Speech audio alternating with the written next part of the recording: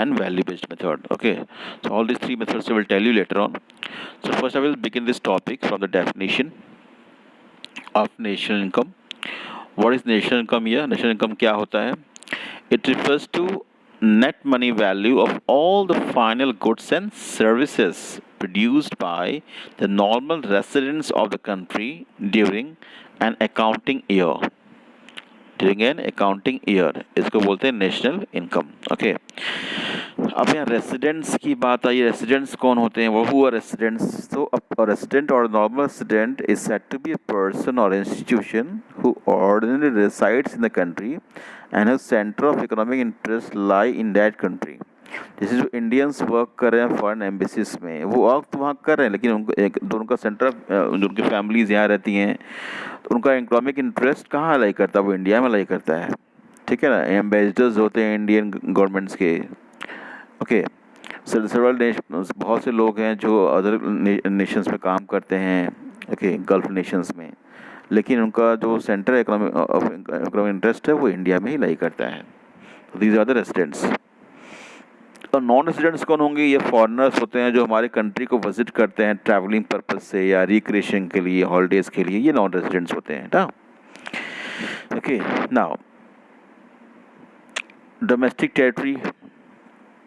So it is the geographical territory within which person, goods and capital circulate freely. ठीक है ना. इसको हम लोग बोलते हैं domestic territory.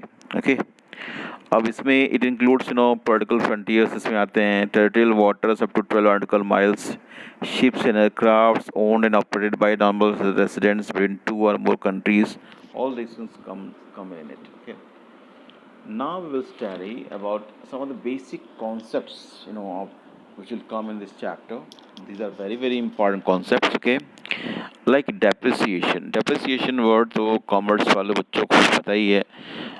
Okay, it's very common word. Depreciation. जैसे आपने एक कार खरीदी 10 लाख रुपीज़ की, आप उसको 4 ईयर्स के बाद सेल किए तो उसको आपको 7 लाख की आपने सेल किया. तो ठीक है, 7 लाख की सेल किया. ग्रॉस वैल्यू उसकी 10 लाख थी, लेकिन उसकी नेट वैल्यू हो गई 7 लाख. 3 लाख लॉस चला गया. तो ये जो लॉस है ना, इसी को डिप्रिसिएशन बोलते हैं. It refers to the loss in the value of fixed assets due to their normal wear and tear. Okay, other names भी हैं डिप्रिसिएशन के, जैसे कि डिप्रिसिएशन को हम लोग कंजप्शन ऑफ फिक्स्ड कैपिटल बोलते हैं, या फिर करंट रिप्लेसमेंट कॉस्ट. इस नाम से भी न्यूमेरिकल क्वेश्चंस में आएगा ये, तो आपको कंफ्यूज मत होइएगा इसके लिए. Okay, then we have the gross value, total value. तो अगर ग्रॉस वैल्यू से नेट वैल्यू पे जाना है तो हमें माइनस डिप्रिसिएशन करना होगा. अगर नेट वैल्यू से ग्रॉस पे जाना है तो प्लस डिप्रिसिएशन करना होगा. ठीक है. इसी तरह नेट इनडायरेक्ट टैक्स क्या होता है? It is equal to the difference of indirect tax and subsidies. Indirect tax मतलब जैसे कि आपकी जीएसटी हो गई, एक इनडायरेक्ट टैक्स है, सेल्स टैक्स हो गया है ना, और सब्सिडीज जो गवर्नमेंट प्रोवाइड करती है. ओके, जैसे एग्रीकल्चर सब्सिडीज होती हैं, पेट्रोलियम सब्सिडीज होती हैं, all this things.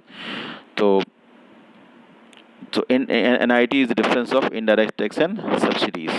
All right. Now we come to net factor income from abroad. NFIA बहुत important term है ये. It is the difference between the factor income received from abroad and the factor income paid to abroad. Difference between factor income received from abroad, question में दिया रहेगा.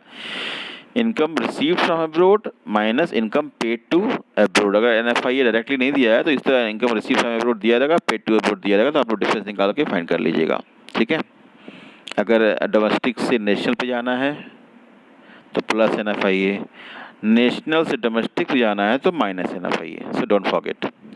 इसी तरह factor cost, जैसे आपने किसी चीज़ का प्रोडक्शन किया तो उसमें जितना पैसा लगा उसको प्रोड्यूस करने में, वो उसकी फैक्टर कॉस्ट जाएगी. अब गवर्नमेंट कहती है कि भैया आपने मिनरल रिसोर्सेज यूज़ किया, you have use my resources, then you have to give some tax. You have to give some tax. तो ये जो टैक्स वो लगाती है, this is NIT, net indirect tax. ठीक है. जब फैक्टर कॉस्ट में NIT ऐड करते हैं तो हम लोग को मार्केट प्राइस मिलती है उसकी. ऐसे ही जब मार्केट प्राइस में NIT माइनस करेंगे तो फैक्टर कॉस्ट मिल जाएगी. So okay, so these were the important concepts, तो don't forget about it. Let's move ahead now. अब हम लोग एग्रीगेट्स की तरफ बढ़ते हैं. Okay, So there are 8 aggregates of national income through which we estimate national income. Okay, 8 aggregates हमारे पास हैं. इनको कैसे फॉर्म करते हैं मैं आपको बता रहा हूँ. जैसे आप यहाँ पे 4 कॉलम्स बना लीजिए. एक में gross, net, then domestic, national. एक प्रोडक्ट अलग कर दीजिए आप, market price and factor cost. पहले आप ग्रॉस लीजिए जी, फिर डोमेस्टिक लीजिए डी, फिर उसका पी लिए प्रोडक्ट, और फिर एट एमपी लिए जीडीपी एट एमपी. ठीक है, जीडीपी एट एमपी. ठीक है, ये क्या है? It is the market value of the final goods and services produced during a year within the domestic territory of country, and it includes the value of depreciation or consumption of fixed capital. इसी तरह next है GDP at FC. G फिर D for domestic, P for product, FC for factor cost. इसी तरह NDP at MP, net domestic product at MP. N for net हो जाएगा, D for domestic हो जाएगा, पी फॉर प्रोडक्ट एमपी, है ना. Then NDP at FC. Okay. Then we have GNP at MP. Then GNP at FC. Similarly, we can find, and NNP at MP we can find. Okay. Then NNP at FC. So these were the 8 aggregates of aggregates to estimate national income. Now we will see some of the numericals based on these aggregates. कुछ numericals करते हैं हम लोग आज. ठीक है, तो पहले numerical में तुम देखो क्या दिया है. NDP at MP given है, 25,000 दिया है. ठीक है, then depreciation दिया है 5,000. subsidies given है. all these are in crores children. Okay, all these are in crores. सभी ये crores में हैं. So okay, don't be confused. Then factor income to the rest of the world is given 600 year. So we have to calculate GNP at FC. हमें calculate करना है GNP at FC. कैसे calculate करेंगे ध्यान दीजिए. Okay, सो पहली बात जो कैलकुलेट करना उसको हम लोग लेफ्ट हैंड साइड में राइट कर दिए. ठीक है, जो गिवन है उसको हम राइट हैंड साइड में राइट कर दिए. अब ध्यान देना है, नेट से ग्रॉस पे जाना है. नेट से ग्रॉस पे जाना है तो हम डेप्रिसिएशन को प्लस करेंगे. ठीक है, उसी तरह डोमेस्टिक से नेशनल पे जाना है तो हम एनएफआईए को प्लस करेंगे. ठीक है, और एमपी से एफसी पे जाना है तो हमको एनआईटी को माइनस करना पड़ेगा. एनआईटी को माइनस करना पड़ेगा. So will put the value here. After solution, we will get the answer is 29,830 crores. Okay. So this was the first numerical, children. Now we come to the second numerical. Okay, we come to the second numerical here. इसमें तुम देखो GNP at MP given है 6,000.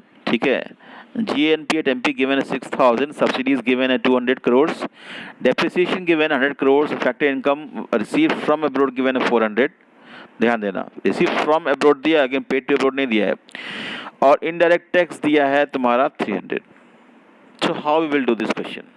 Okay, so जो find करना है, जैसे हमको NDP at FC find करना है तो हमने एलएचएस में रख लिया. जो गिवन है जीएनपी एट एमपी वो आरएचएस में रख दिया. अब ध्यान दो, ग्रॉस से नेट पे जाना है. ग्रॉस से नेट पे जाना है तो माइनस डिप्रिसिएशन करेंगे.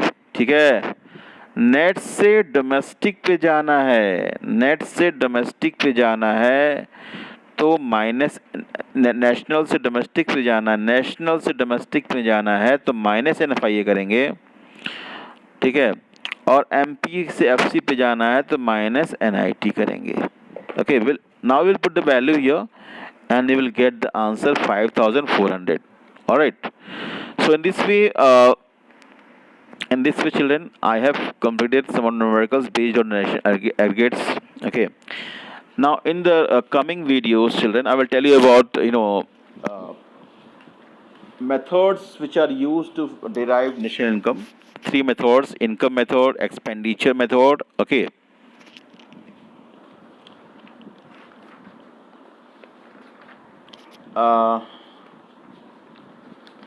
but it's very, very important to go through the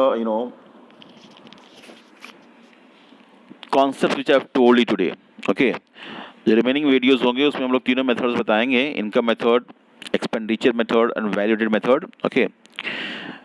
But before that, you can practice some of the questions based on this given in the book.